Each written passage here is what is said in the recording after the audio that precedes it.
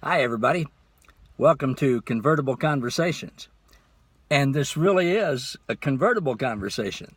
It's 72 degrees in the middle of February in Kansas. That is highly improbable, wouldn't you think? Pretty cool, though. I think it's pretty cool. So, at any rate, here I am, top down in my car, enjoying 72-degree weather, short sleeve shirts. Doesn't get much better than that, does it? Well, we're in this little short series on looking at what, at least in my opinion, are the most important things of all to God. And Jesus came to show us the Father, to show us what the Father's really like, to show us what's important to Him, what's important to His Father. And, of course, that is knowing Him, knowing that He is unconditional love and unconditional grace. Now, I want to look at the way that He proved that to us most of all. In Jesus' day, all around the world, different tribes, different cultures, different nations, they all had different gods. They had the sun god and the moon god and the monkey god and the frog god and the river god, all these different things. Of course, they were fake, but the people believed in them.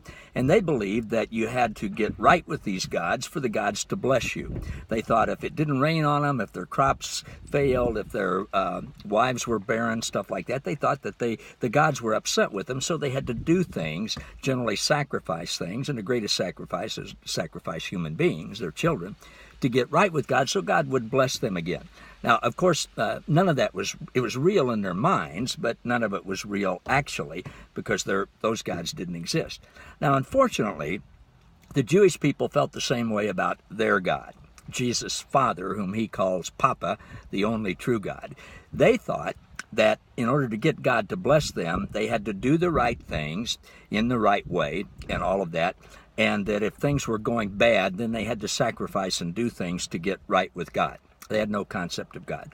So Jesus comes to earth to show them what His Father is really like.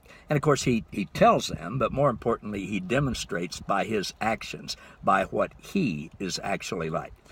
And what He did, the final culminating act, was He died and let them kill Him.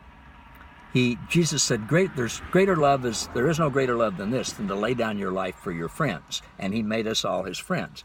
What Jesus did was let us take Him, beat Him, flog Him, mock Him, pull out His beard, put the crown of thorns, jam it down in Him, give Him all the lashes that laid His skin bare and all of that, and then nail Him to a cross and kill Him.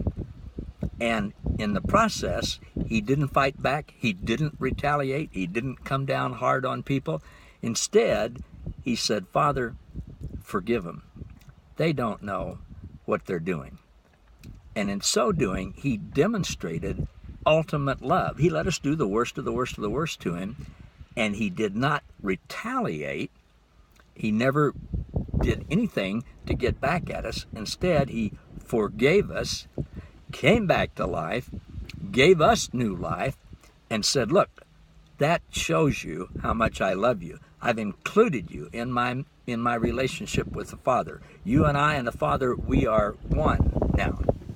So Jesus did that. That's the greatest demonstration of love ever, just to take and absorb all the rage and all the hatred and all the vitriol and everything, to take the lies and the accusations that weren't true, to take it, let us do it, and still love us and forgive us and include us and embrace us and give us grace.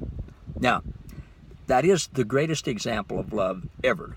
And Jesus did that for us today, when we weren't even born yet. He did it for us. He included us all.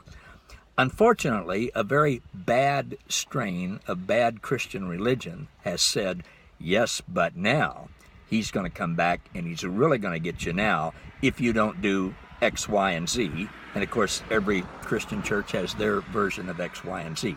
Friends, I don't know how to say it any straighter than this. That's all a lie straight from the pit of hell. Jesus is not into revenge. He taught, don't pay back evil with evil. He said, pray for your enemies, serve them, love them, because that's what your Father in heaven does. He's perfect at that. You be perfect at that too. God does not return evil for evil, ever. Don't believe that, no matter who tells you that, no matter what you've heard in what church, anywhere ever. That's a lie.